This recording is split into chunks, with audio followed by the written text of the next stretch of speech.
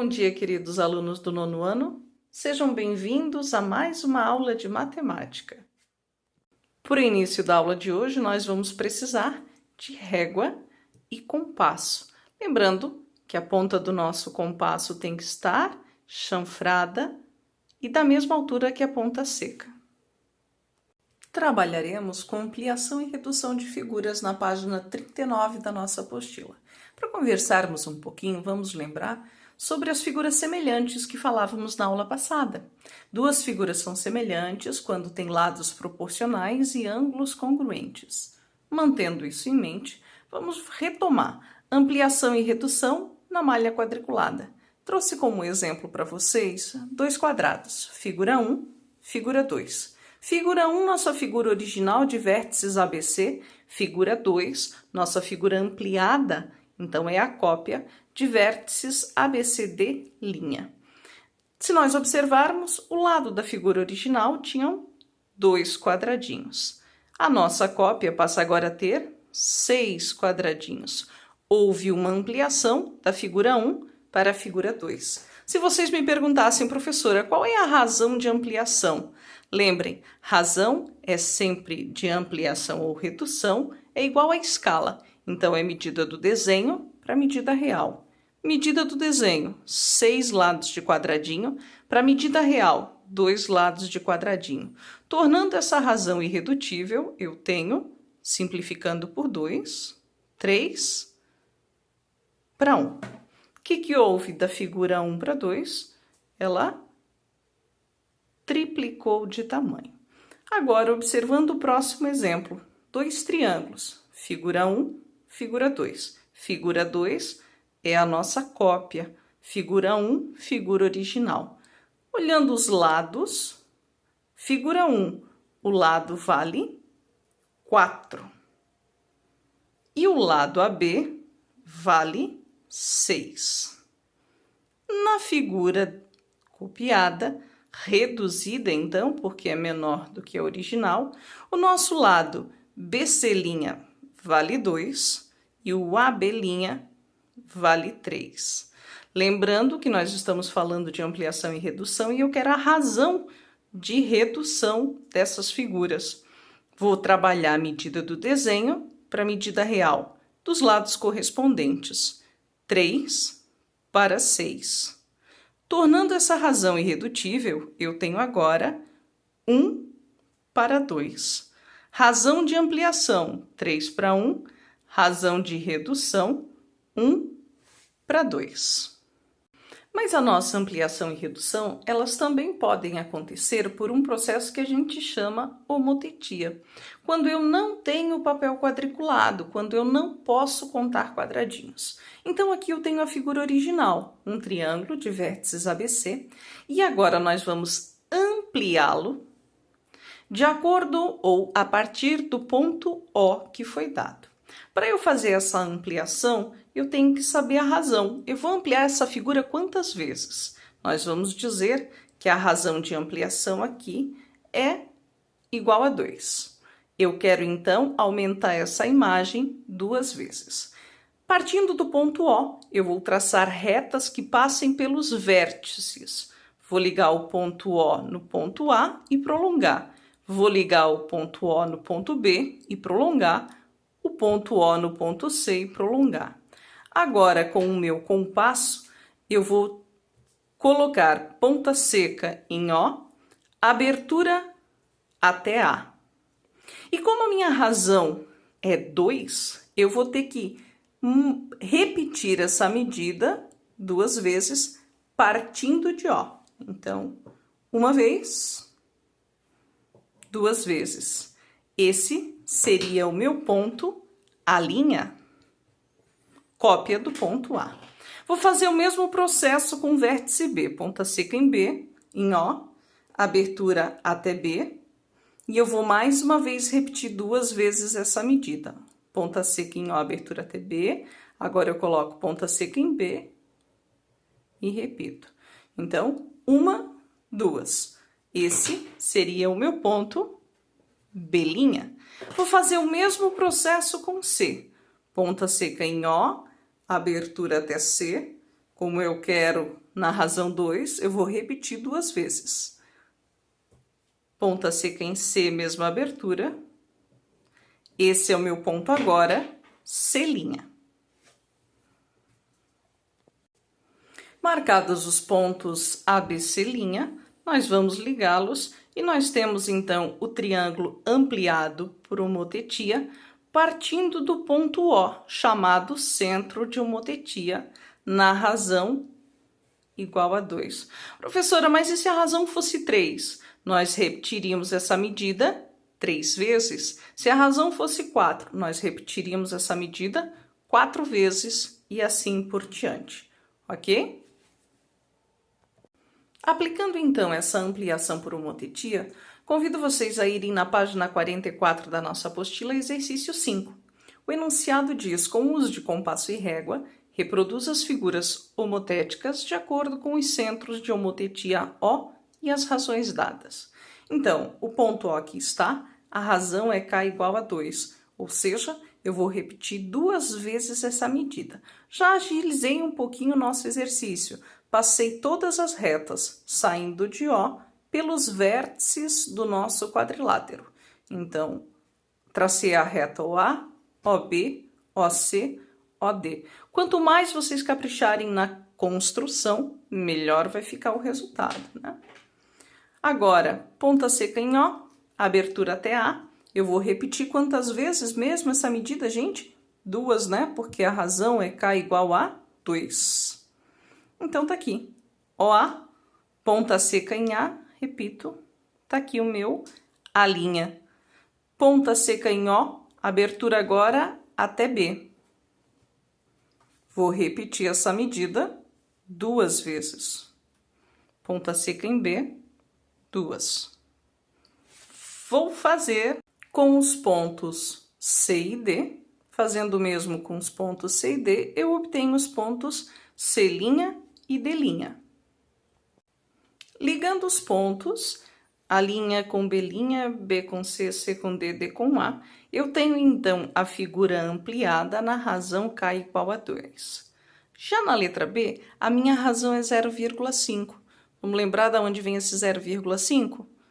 5 sobre 10, razão irredutível, 1 meio. Isso significa que eu não tenho ampliação, agora eu vou ter uma redução. Eu vou reduzir pela metade a minha figura. Tá aqui o centro de homotetia. Nós vamos ligar cada um dos vértices ao ponto O. Ao ligarmos os vértices no ponto O, com régua mesmo, vocês podem medir a distância do segmento OB e marcar o ponto médio dele. Meçam a distância do ponto O ao ponto A e marquem a metade desse segmento e assim sucessivamente. Marcados então os pontos, A', B', C', D', E'. Lembrem, eu medi o comprimento do segmento BO e achei a metade. A mesma coisa com AO, EO, CO e DO, sempre a metade do segmento. E agora é só ligar os pontos para que a gente tenha a cópia da figura original reduzida.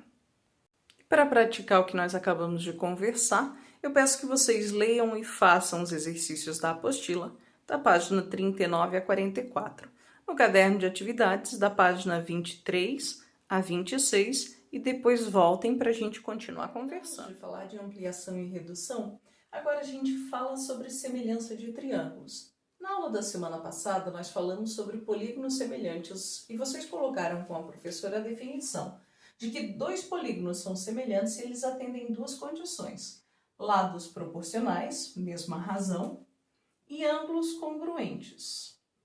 Aqui para os nossos triângulos semelhantes, ainda continua valendo as 2 condições.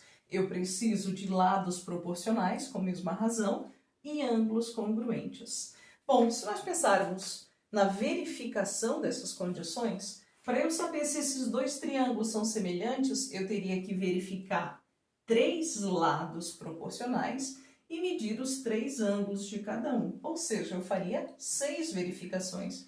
Isso para cada uma das situações. Se eu quisesse verificar se esses 2 triângulos são ou não semelhantes, eu teria que medir os três lados, verificar se há razão, se a razão é a mesma entre eles, medir os ângulos e ver se são ou não congruentes, concordam? Será que a gente não pode agilizar esse processo para verificar se são ou não são semelhantes? Sim, são os chamados casos de semelhança. O primeiro caso a gente chama de AA, ou ângulo-ângulo. Se dois triângulos tiverem dois ângulos congruentes, eu já posso dizer que eles são triângulos semelhantes. Eu não preciso verificar a medida dos lados. Então, olhem, eu tenho aqui o triângulo ABC e o triângulo DEF e eu quero verificar se eles são ou não são semelhantes. O ângulo B vale 90 graus, o ângulo E vale 90 graus. O ângulo C vale 29 graus e o ângulo F também vale 29 graus. Então, se eu já tenho dois ângulos congruentes, eu já posso assumir que o terceiro ângulo obrigatoriamente também terá a mesma medida. Logo, esses meus dois triângulos são semelhantes pelo caso AA. Então, nós vamos dizer que o triângulo ABC é semelhante ao triângulo DEF pelo caso AA, ângulo-ângulo. Ao invés de fazer 6 verificações, somente 2, que foram dadas no desenho. Então, lembrem-se das nossas aulas, nós vamos nos ater ao que o desenho nos traz sempre. No segundo caso de semelhança, nós vamos considerar agora a medida do lado, de um ângulo e do outro lado. Nós chamamos de caso LAL, lado, ângulo, lado. Bom, se no meu desenho eu tiver dois triângulos com dois lados proporcionais e o ângulo entre eles congruentes, eu já posso dizer que esses dois triângulos são semelhantes, pelo caso LAL. Então, vamos verificar. Esse lado, GH, mede 7 centímetros. O seu correspondente no triângulo pequenininho, 3,5. Tornando essa razão irredutível, eu tenho 2:1. O lado HI mede 5 centímetros. O seu correspondente no triângulo pequenininho, 2,5. Tornando essa razão irredutível, mais uma vez, 2:1. A razão é a mesma entre os lados. O ângulo compreendido entre esses dois lados no triângulo GHI vale 120 graus. E no triângulo JKL também 120 graus. Ângulo H é congruente ao ângulo K. Os dois valem 120 graus. Então, eu posso dizer que, pelo caso lado, ângulo, lado, o triângulo GHI é semelhante ao triângulo JKL, porque eles atenderam à condição de ter dois lados proporcionais e o ângulo compreendido entre eles congruente.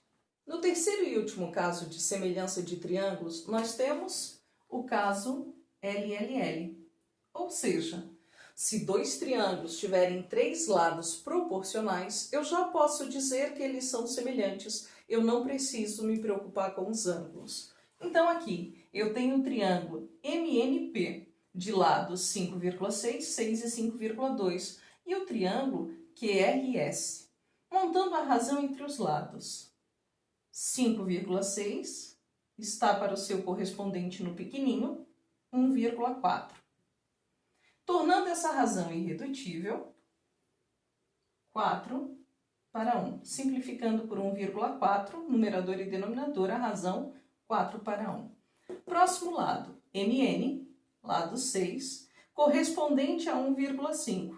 Mais uma vez, tornando essa razão irredutível, simplifico por 1,5 em cima e embaixo.